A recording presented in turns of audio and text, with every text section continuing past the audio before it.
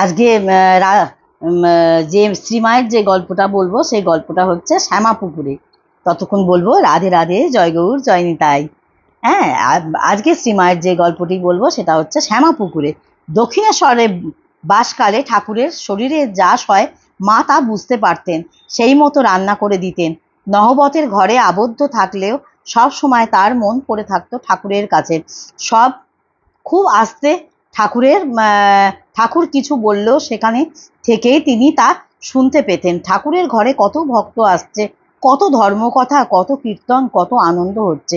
মা নহবতের ঘরে বারান্দার দরমার বেড়ার ফাঁক দিয়ে তাই দেখতেন, ওতেই খুশি ছিলেন।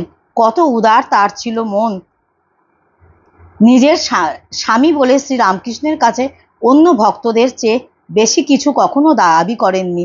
ঠাকুরের গলায় যখন ক্যান্সার হলো, চিকিৎসার সুবিধের জন্য ভক্তেরা তাকে 1885 খ্রিস্টাব্দের অক্টোবর মাসে কলকাতায় শ্যামাপুকুরে একটা ছোট্ট দোতলার ভাড়া বাড়িতে নিয়ে এলেন। সেখানে চলে এলেন বলতেন যখন যেমন তখন তেমন।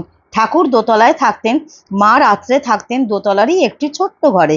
মা ভোরে 3টের সময় উঠে স্নান সেরে ছাদে ওঠার দরজার পাশে ছোট্ট একটি চাতালে চলে যেতেন। সেটাই হয়েছিল রান্নাঘর। দুপুরে ভক্তরা চলে গেলে নেমে এসে ঠাকুরকেই খাইয়ে যেতেন। রাত্রেও তাই, রাত্রেও এরকমই করতেন। রাত্রেও নিজের ঘরে গিয়ে ঘন্টা 3 মাত্র বিশ্রাম করতেন। শ্যামাপুকুরে বাড়িতেও সবার সৃষ্টির আড়ালে থেকেই তিনি ঠাকুরের সেবায় করেছেন।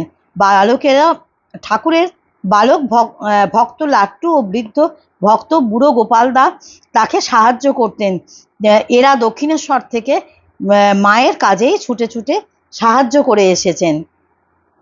মা এইভাবেই শ্যামাপুকুরের বাড়িতে দিন কাটাতেন। আজ এই পর্যন্ত। তোমরা বন্ধুরা সঙ্গে থাকো, সাথে থাকো, শুনতে থাকো। ততক্ষণ জয় গৌর, জয় নিতাই, রাধে রাধে। কিছু একটা কমেন্ট করবে, হ্যাঁ বন্ধুরা।